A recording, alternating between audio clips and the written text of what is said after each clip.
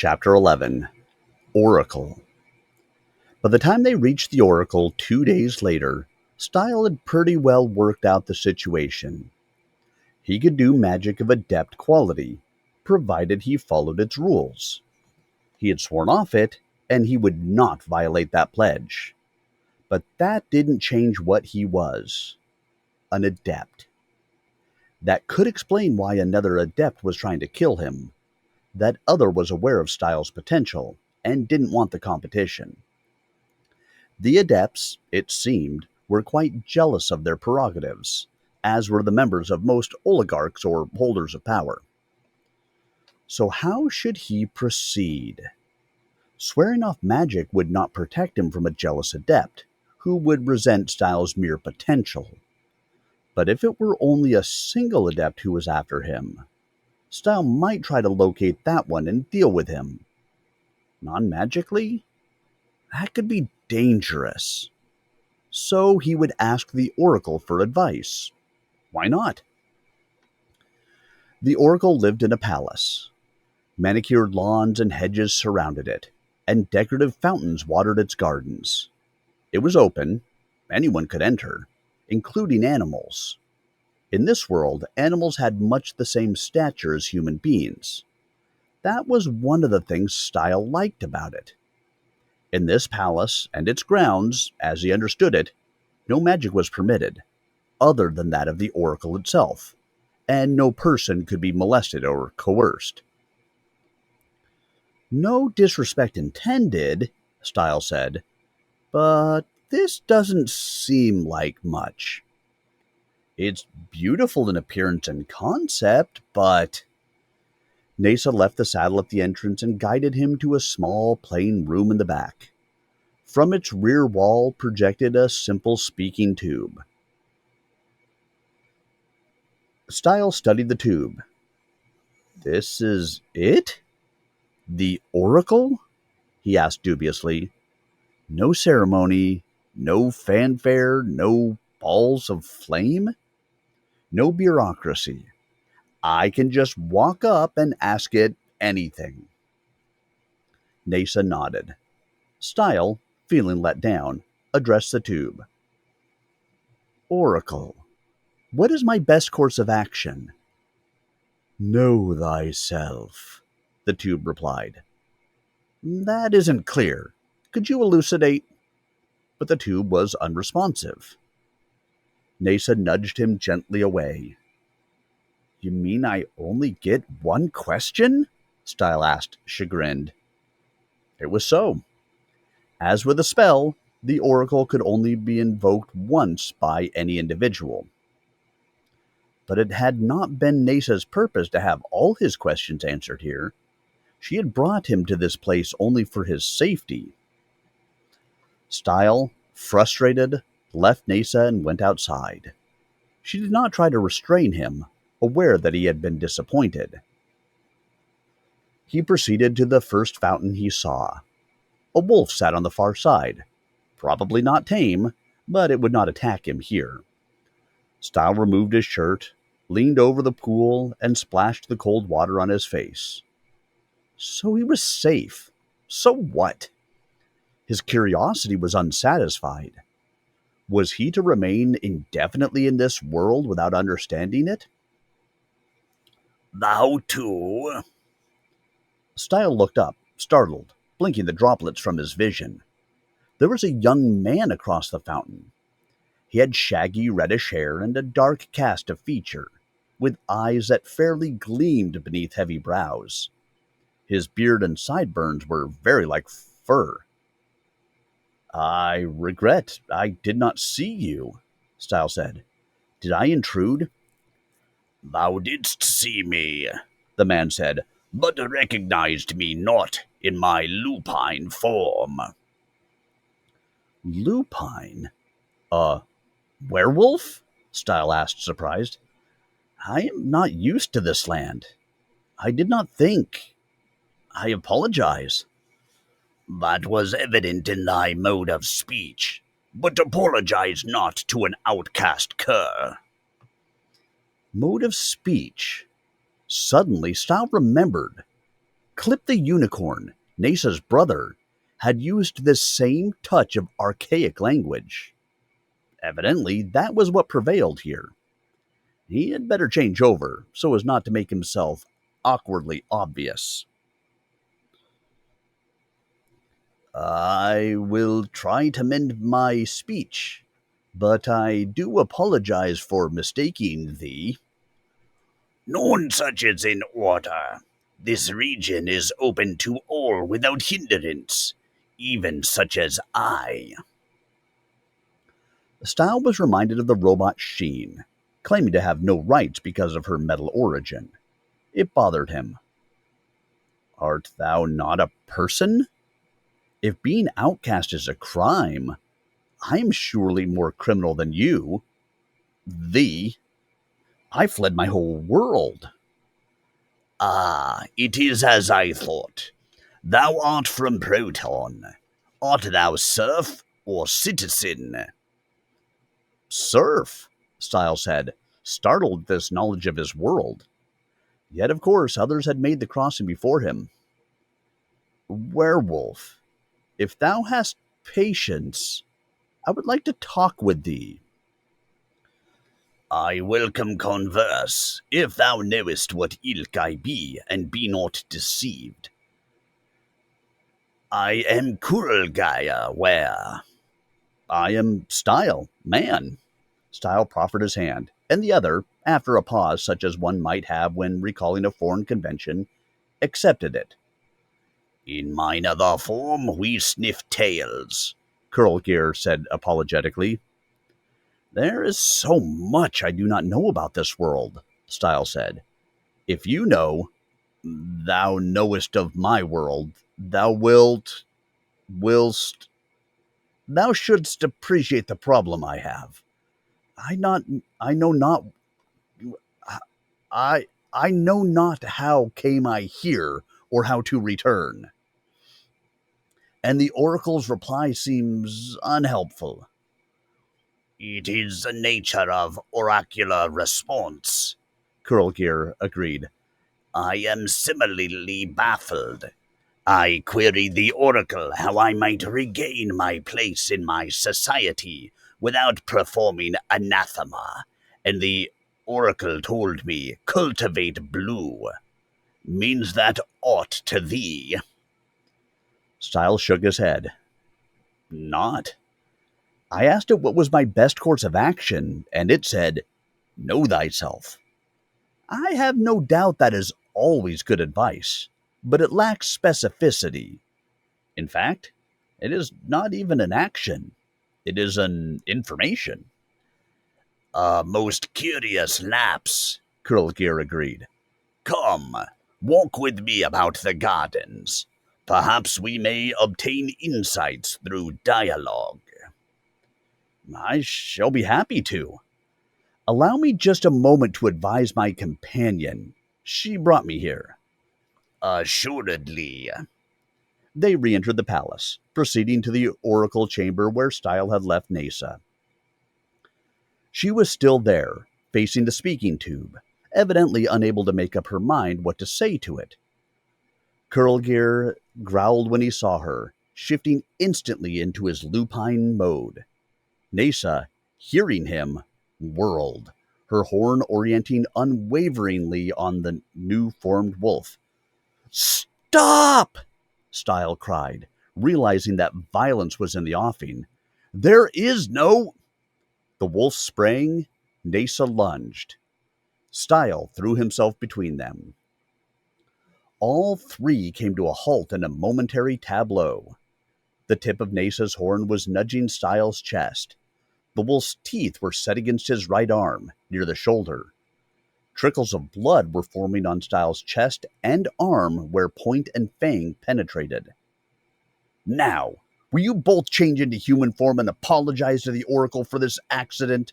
Stile said. There was a pause. Then both creatures shimmered and changed. Stile found himself standing between a handsome young man and a pretty girl. He was shirtless, with rivulets of blood on him. He had forgotten to put his shirt back on after splashing in the fountain pool. He extricated himself. I gather unicorns and werewolves are hereditary enemies, he said. I'm sorry, I didn't know. But this is no place for, uh, friendly competition. Now shake hands or sniff tails or whatever creatures do here to make up. Nesa's eyes fairly shot fire, and Kurlgir scowled. But both glanced at the oracle tube, then at Stile's bloodied spots, then at each other, and paused again. Stile perceived, as if through their eyes, what each saw. The werewolf's clothing had reappeared with the man, and it was a tasteful fur-lined jacket and leggings, complementing his somewhat rough-hewn aspect. Nasa was in a light black dress that set off her pert figure admirably. It seemed she wore clothing when she chose, though not at night she had though at night she had not bothered. She was now the kind of girl to turn any man's head, and Kurlgir's head was turning. It is a place of truce, The werewolf said at last. I regret my instinct overcoming my manners. I too, Nasa agreed softly. I abhor the fact that I have drawn the blood of an innocent. I too. Do thou draw my blood, Stile, in recompense. Kurlgir held out his arm. Nasa did the same. I shall not, Stile said. If thou, the two of you. The werewolf smiled fleetingly. Thou wert correct the first time, friend. It is the plural. If you two feel you owe me aught, expiate it by making up to each other. I hate to be the cause of dissent between good creatures. The penalty of blood need not be onerous, Kurlgir murmured. He made a courtly bow to Nasa. Thou art astonishingly lovely, equine. Nasa responded with a curtsy that showed more décolletage and leg than was strictly necessary. Oh, the tricks that could be played with clothing. No wonder the citizens of Proton reserved clothing to themselves. Thank thee, Lupine. Then, cautiously, Nasa extended her hand. Instead of shaking it, Kurlgir lifted it slightly, bringing it to his face. For a moment, Stile was afraid the werewolf meant to bite it, but instead he kissed her fingers. Stile, relieved, stepped forward and took an arm of each. Let's walk together, now that we're all friends. We have much in common, being all outcasts of one kind or another. Nasa was excluded from the herd because of her color. What is wrong with her color? The werewolf asked, perplexed. Nothing, Stile said as they walked. He spied his shirt by the fountain and moved them all toward it. Some unicorns have distorted values. Kurlgir glanced sidelong past Stile at the girl. I should say so. I always suspected that herd stallion had banged his horn into one rock too many, and this confirms it. My taste does not run to unicorns, understand, but the precepts of physical beauty are universal. She is extremely well formed. Were she a were-bitch? And I am an outcast because I refuse to perform a service for my employer, Stile continued, or to honor an illegal deal proffered by another citizen. He washed his small wounds off with water from the pool and donned his shirt. What, if I may inquire, was thy problem, werewolf? Among my kind, where game is scarce, when the size of the pack increases beyond the capacity of the range to support, the oldest must be eliminated first. My sire is among the eldest, a former leader of the pack, so it fell to me to kill him and assume the leadership. Indeed, there is no wolf in my pack I could not slay in fair combat. but I love my sire, long the finest of wolves, and could not do it. Therefore, mine own place in the pack was forfeit, with shame. Thou wert excluded for thy conscience, Stile exclaimed. There is no conscience beyond the good of the pack, The werewolf growled. Yes, Nasa breathed sadly. They came to a hedged-in park, with a fine rock garden in the center. Nasa and Kurlgeir sat down on stones nearer to each other than might have seemed seemingly for natural enemies. Let us review thy situation. Stile, The werewolf said. thou knowest little of this land, yet this alone should not cause thee undue distress. Thou wilt hardly be in danger, with a fair unicorn at thy side.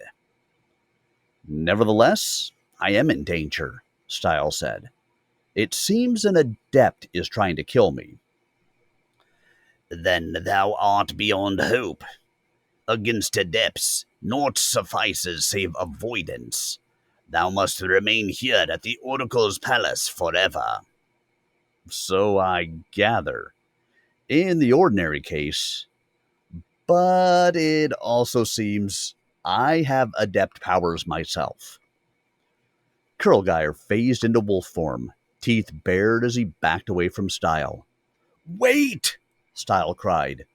Nasa reacted the same way, but I have sworn off magic till Nasa gives me leave. The wolf hesitated, absorbing that, then phased warily back into the man. No unicorn would grant such leave, even were that not the stubbornest of breeds. Nasa nodded agreement. But I am just a stray from another world, Stile said.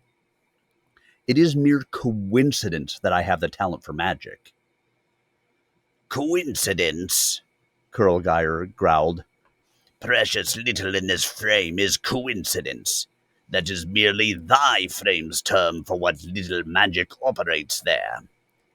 Here, all things have meaning. He pondered a moment. Have ye talent in the other frame? I ride well. The werewolf glanced at Nasa, who sat with her fine ankles demurely exposed, her bosom gently heaving. Who wouldn't? And I am an expert in the game, Stile continued. The game, that's it. Know ye not the aptitude for magic in this frame correlates with that for the game in that frame?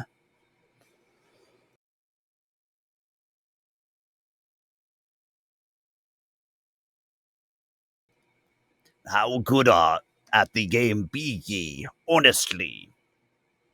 Well, I'm 10th on my age ladder. Kurlgeir waved a warning finger at him. Think ye I know not the way of the ladders? If ye rise to 5th place, thou must enter the annual tourney. No obfuscation now, this is vital. How good art thou when thou triest? Absolute scale. Stile realized that this was not the occasion for concealment or polite modesty. I should be among the top 10, gross. On a good day, 4th or 5th. Then thou art indeed adept caliber. There are no more than 10 adepts. They go by colors: white, yellow, orange, green, and such. No more than there are clear-cut hues. Therefore thou art of their number. One adept must be dead. What art thou talking about? Why must an adept be dead? Just because I'm good at the game and the other. Stile caught himself about to make an impromptu rhyme and broke off lest he find himself in violation of his oath. Ah, I forget. Thou hast no basis yet to comprehend. Know this, Stile. No man can cross the curtain between frames while his double lives. Therefore, Double? his other self, his twin. All true men exist in both frames and are forever fixed where they originate, until one dies out of turn. Then. Wait. Thou sayest people as well as geography match? That cannot be so. The serfs of Proton are constantly brought in and deported as their tenures expire. Only the citizens are a constant population. Perhaps 'tis so now, not always in the past. Most people still equate phase to proton, proton to phase. The others are partial people, like myself.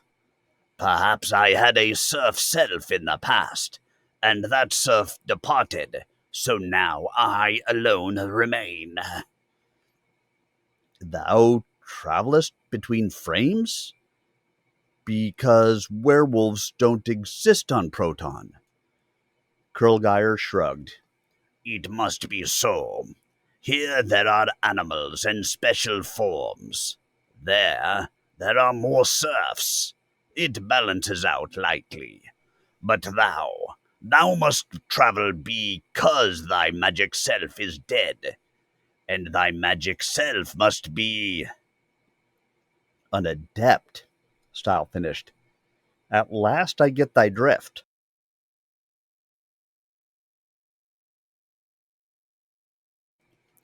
Know thyself, Nasa said. Adept. She frowned. That's it, Stile cried.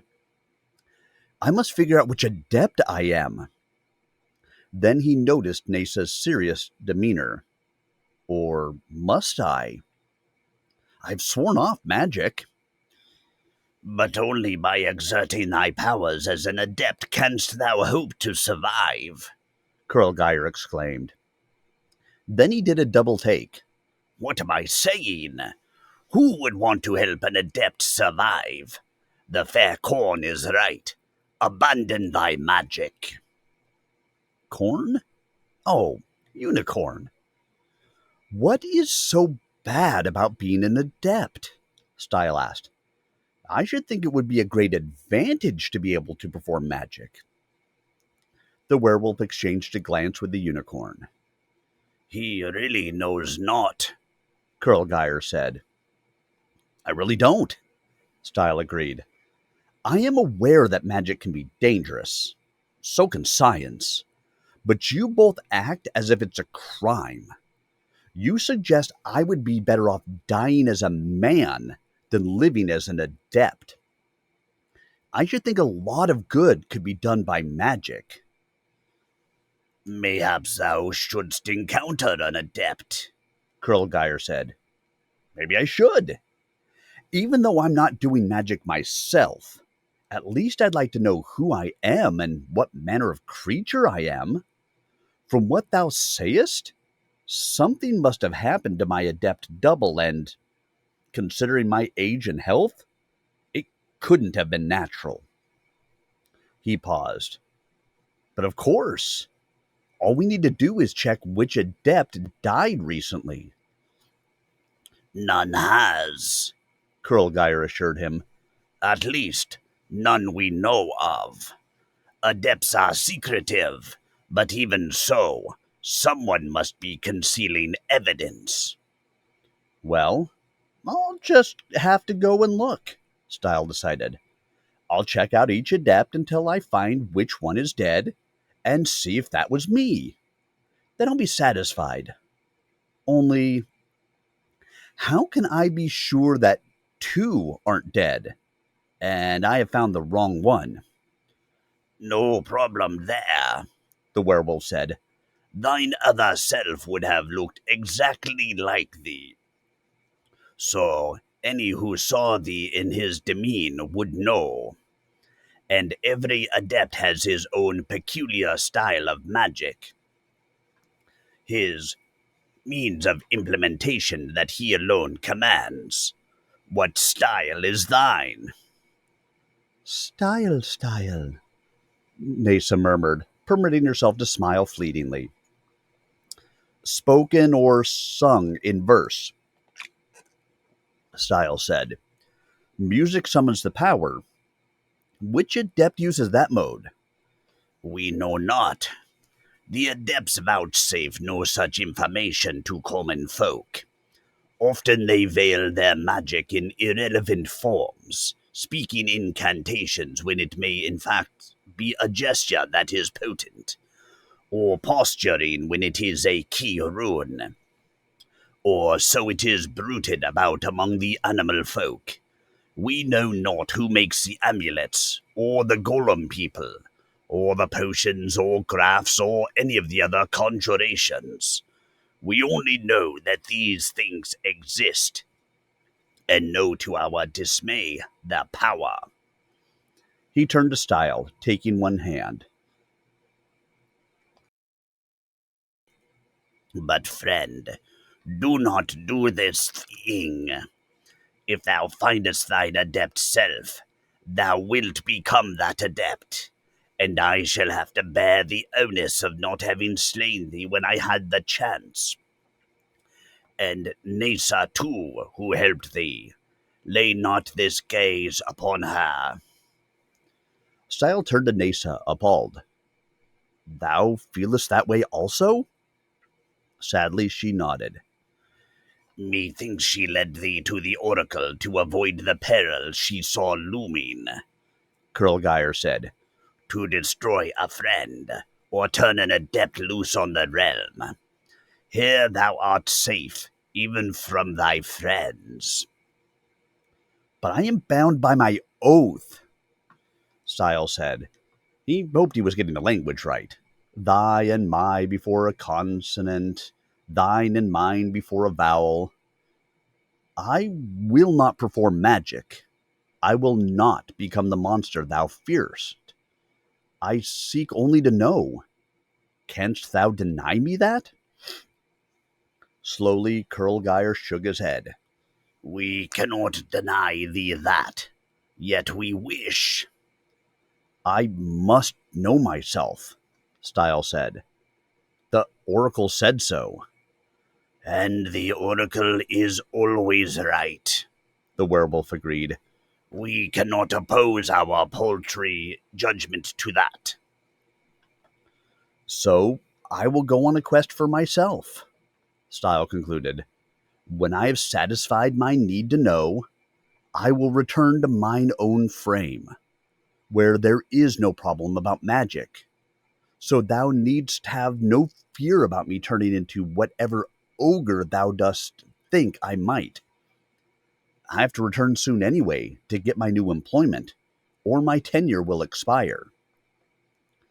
Nasa's gaze dropped. Why carest thou about tenure? Kurlgeir inquired.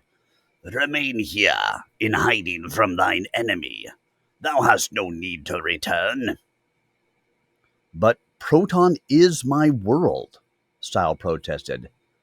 I never intended to stay here. The werewolf stood and drew Stile gently aside. Needs must I speak to thee in language unbecoming for the fair one to hear, he said.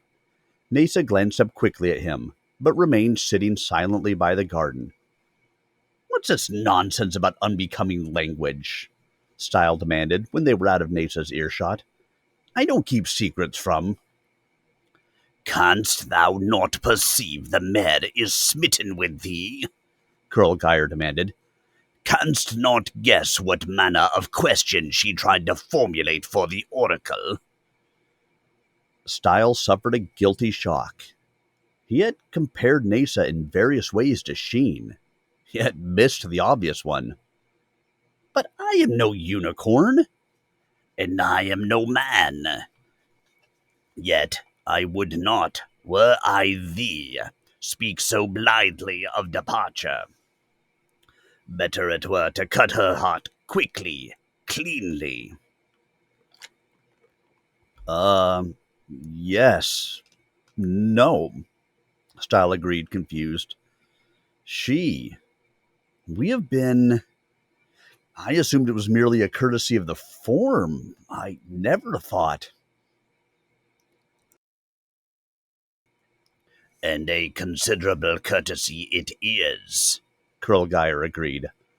I was careless once myself about such matters, until my bitch put me straight. He ran his fingers across an old scar that angled from his shoulder dangerously near the throat. Werewolves evidently had quite direct means of expressing themselves. I say it as should not. Nisa is the loveliest creature one might meet, in either form, and no doubt the most constant, too. Shamed would I have been to lay a tooth on her, ere thou didst halt me. Considering the natural antipathy that exists between man and unicorn, as between man and werewolf, and between unicorn and werewolf. Her attachment to thee is a mark of favour most extreme. Unless, chanced thou to be virginal, apart from her? No. And most critical of all, canst thou touch her most private parts? Stile reddened slightly. I just told thee, Her feet, Kurlgeir said. her horn. No stranger durst touch a unicorn's magic extremities. Why, yes, Then it must be love. She would not else tolerate thy touch. Mark me, friend, she spared thee when she learned thou wert adept, because she loved thee. And therein lies mischief with her herd. Thou canst not lightly set her aside. He touched the scar near his throat again. No, Stile agreed fervently, thinking again of Sheen. He had always had a kind of personal magnetism that affected women once they got to know him, though it was usually cancelled out by the initial impression his size and shyness made. Thus, his heterosexual relationships tended to be distant or intimate, with few shades between. But with that situation went a certain responsibility, not to hurt those women who trusted themselves to him. He remembered, with another pang of nostalgia, how the jockey girl tune had stimulated his love, then left him. He had never been able to blame her, and would not have eschewed the affair had he known what was coming. She had initiated him into a world whose dimension he had hardly imagined before. But he did not care to do that to another person. He had no concern about any injury from Nasa. She would never hurt him. She would just quietly take herself away and off a mountain ledge, and never transform into a firefly. She would spare him, not herself. It was her way. Kurlgeir's question was valid. Why couldn't Stile remain here? There was a threat against his life, true, but he had fled Proton because of that too. If he could nullify that threat in this frame, well, there were appeals to this world that rivaled those of the game. In fact, magic itself had, for him, a fascination similar to... No, his oath made that academic. What then of Sheen? He could not simply leave her in doubt. He must return at least long enough to explain. She was a robot. She would understand. The practical thing for him to do was pick the most convenient world and stay there. It would be enough for Sheen to know he was safe. Her mission would then have been accomplished. As he had known Toon was safe and happy. Had that been enough for him? To know she had successfully replaced his arms with those of another man, and given that man, in fact, what she had given Stile in name, a son? He had understood, and Sheen would understand. But was that enough? Yet what else could he do? He could not remain in both frames, could he? In any event, his tenure on Proton was limited, while it seemed unlimited here. Stile returned to Nasa and sat beside her, Kurlgeir trailing. The werewolf has shown me that I cannot expect to solve my problems by fleeing them. I must remain here to find my destiny, only visiting the other frame to conclude mine affairs there. As he said it, he wished he had chosen other phrasing. Nasa responded by lifting her gaze. That was enough. Now for thee, werewolf, Stile said. We must solve thy riddle too. Did it occur to thee that the blue thou must cultivate could be an adept? Now Kurlgeir was stricken. Cultivate an adept? Rather would I remain forever outcast. But if the oracle is always right... That may be. I asked how to restore myself to my pack. The oracle answered, perhaps the necessary price is too high. Yet thou also didst specify that the method not violate thy conscience. My conscience will not permit my craven catering to the abomination that is an adept. Then it must be something else. Some other blue. A field of blue flowers. Werewolves are not farmers, Kurlgeir cried indignantly. It must be the blue adept. Yet the only cultivation I could do without shame would be the turf over his grave. I shall not seek the blue adept. Stile considered. If, as we fear, thou hast doomed thyself to remain outcast from thy kind, why not travel with me? I've decided to remain in this frame, but this is pointless unless I locate and nullify the threat against my life. And that threat surely relates to who and what I am. Without magic with which to defend myself, I shall likely be in need of protection. The Lady Unicorn is capable of protecting thee ably enough. From the ill favor of an adept? Kurlgeir paced the ground. Now, if I refuse, I brand myself coward. No, no, I did not mean to imply. Thou hardly needst to. But also I doubt the mayor would care to have the like of me along, and I would not impose. Nasa stood. She took Kurlgeir's hand, glanced briefly into his eyes, then turned away. The werewolf faced Stile. Nasa has a way with words. It seems outcasts had best support each other, though they be natural enemies. We all shall likely die, and for a foolish cause, but it is as fitting a mode as any.